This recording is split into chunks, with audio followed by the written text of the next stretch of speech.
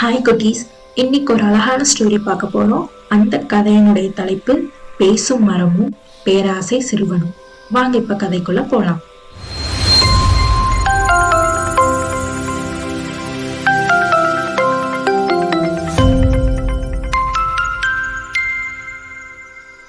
ஒரு அழகான கிராமம் இருந்தது. அந்த கிராமத்துக்கு பக்கத்துல பச்சை பசைன்னு மரங்கள் நிறைந்த ஒரு பெரிய காடு. அந்த காட்டின் நடுவுல ரொம்ப பழமையான ஒரு பெரிய மரம். ஆனா அது சாதாரண மரம் கிடையாது, பேசக்கூடிய மாய மரம். அந்த கிராமத்துல ராமுன்ற சின்ன பையன் இருந்தான். அவன் ரொம்ப புத்திசாலி.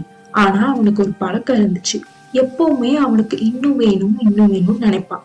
அப்படி ஒரு நாள் ராமு காட்டுக்கு போனப்போ அந்த பெரிய மரத்தை பார்த்தான்.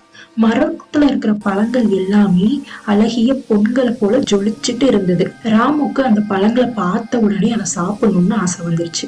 அவன் மரத்துல இருந்த பழங்களை எல்லாம் பறிச்சான். சில பழங்களை மட்டும் சாப்பிட்டு மிச்சத்தை எடுத்துட்டு போயிட்டான். ஆனா அவனுக்கு மனசு திருப்தியாவே இல்லை. தனக்கு இன்னும் பழங்களை சாப்பிடணும்னு நினைச்சான்.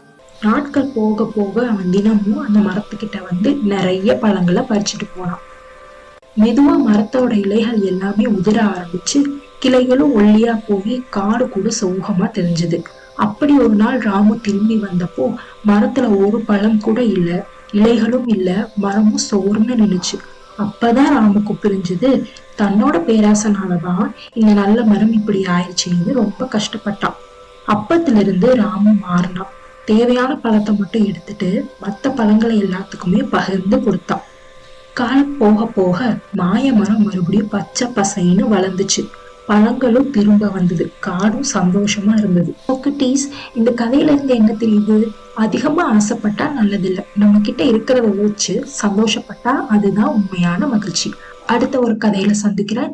இந்த கதை உங்களுக்கு பிடிச்சிருந்தா மறக்காம லைக் பண்ணி சேனலை சப்ஸ்கிரைப் பண்ணிருங்க. பாய்.